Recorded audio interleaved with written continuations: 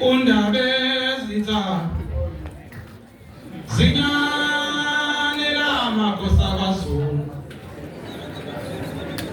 onyanela ndaba ubani ongathi ndivezi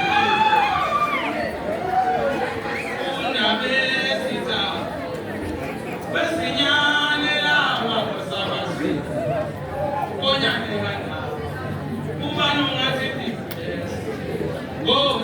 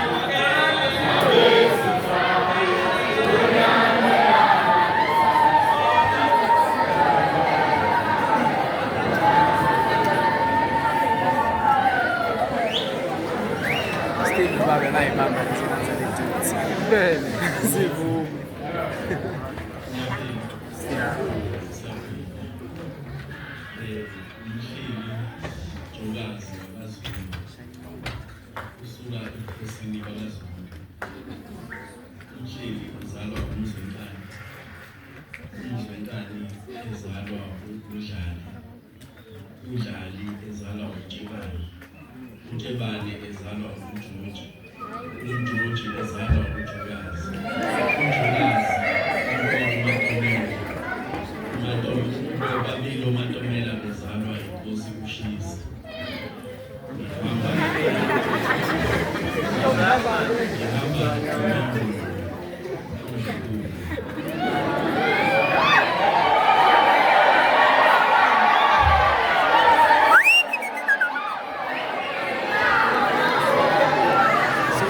Ngambek khona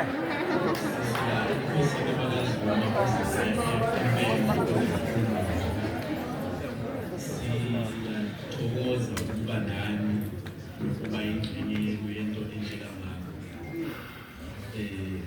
Situse ukuba kuthiwa sibonge ngoba ubonga ngeke usaphinde ubizwe. Njalo ngithi mosukunikwa ukudla usuthi ukuthi hayi ngiyabonga ajike nakudla. Yiko-ke ngingabongi ngiyetusa khona nangelinye ilanga ngizimisela ukuba ingxenye yenu kuze kuyofika nami uNkulunkulu le ngithuma khona kwicebo lakhe. Nonke nje ngoba nila ukuzoniqinisekisa ukuthi ningabe icebo likaNkulunkulu akulula ukube uyicebo likaNkulunkulu uncane ngoba lento niphiwe ngokomoya ekumele niqonde ukuthi akuyona yenu. Kunesalukwazi kunekhehla umnikazi walesipho enaso nentshisekelo enayo yokuthanda lento ehambisana nesintu noNkulunkulu ngoba uvesane nje usubuha inkonzo isuke emoyeni futhi ayimili lento ngeke ngiqhamuke ngiyithanda ngoba nakhona okhabazela nabo ekwazi ukuha inkonzo bazalwa bafakwa lezi zinto lo mnikazi wesipho amphe sona afuna abe imbongi enjalo.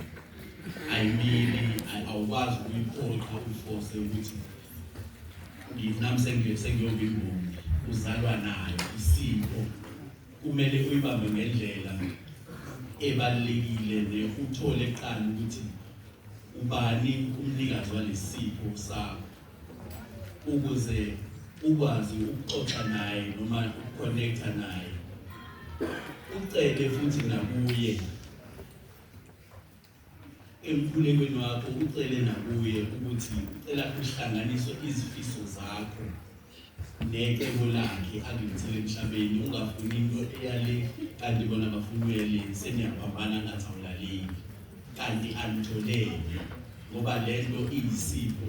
Funa ukuthi ubani lo mnikazi walento oyiphethe.